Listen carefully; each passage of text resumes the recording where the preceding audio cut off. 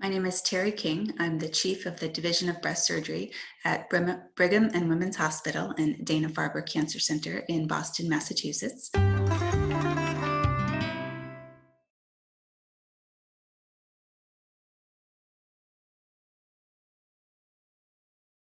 The use of contralateral prophylactic mastectomy in women diagnosed with unilateral breast cancer has increased quite dramatically over the last 2 decades.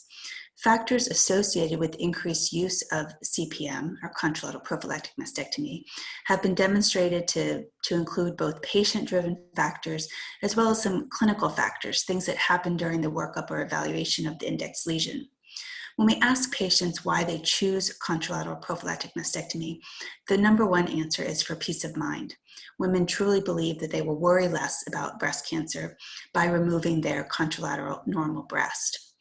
As clinicians, it's important for us to educate our patients and our colleagues that removing a contralateral normal breast does not improve survival. It is not associated with lower rates of distant recurrence. And there is also quite good data demonstrating that although women believe it will give them greater peace of mind, about 25 to 30% of women still worry just as much about a cancer recurrence or a new cancer diagnosis, despite removing the contralateral normal breast. So these conversations can be quite complex. We certainly know that there are other factors driving this increased use.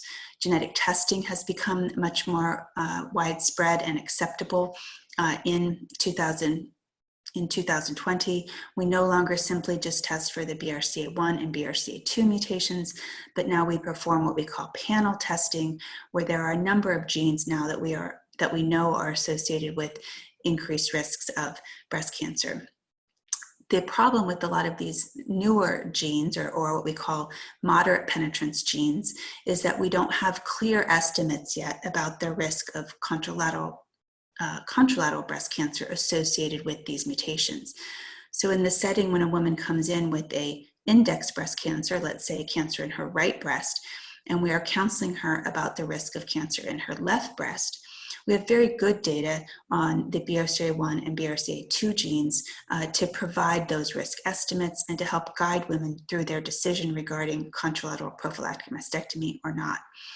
For some of the newer genes that we're studying, the data is not quite as clear, although it does certainly appear that the risk of contralateral breast cancer with these newer genes is much less than in the BRCA1 and BRCA2 setting.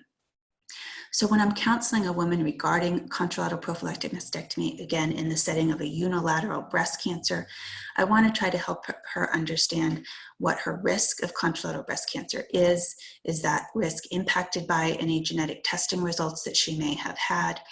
What is her risk of contralateral prophylactic mastectomy in the presence of a positive genetic mutation or in the absence of a genetic mutation? In women who will test negative for a genetic mutation, we have very nice population-based data demonstrating what the risk of contralateral breast cancer is over time. And this is where the subtype of the index cancer also becomes quite important, because we know that the systemic treatments, either chemotherapy, anti-HER2 therapy, or endocrine therapy, we know that the treatments given for the index breast cancer also reduce the risk of contralateral breast cancer in most cases.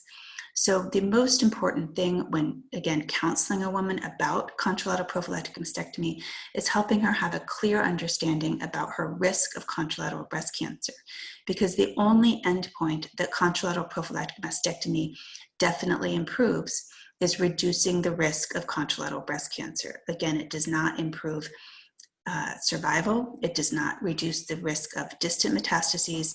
And in many patients, they actually don't get the peace of mind that they were hoping for.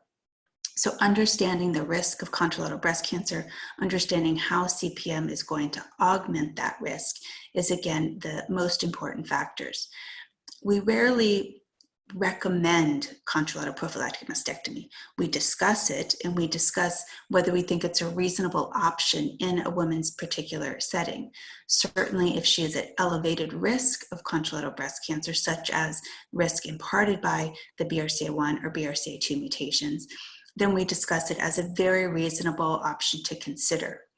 but the pursuit of contralateral prophylactic mastectomy still needs to be a very personal decision made by the individual woman. She should not feel like she is being pushed into this decision or being recommended or having it recommended against her wishes. Again, the reason this is so important is because the endpoint that we are affecting is only reducing risk of contralateral breast cancer. We're not affecting a survival endpoint. And in women who choose to maintain their normal breast, we do have options for enhanced surveillance, such as using MRI screening annually, alternating this with mammographic screening, and pretty good evidence that we will diagnose contralateral breast cancer at an early stage if in fact it's going to arise. So we certainly don't talk women out of contralateral prophylactic mastectomy if they are at elevated risk, but the most important thing is to try to help a woman understand her risk and make that decision with a well-informed decision about the risks and benefits of contralateral prophylactic mastectomy.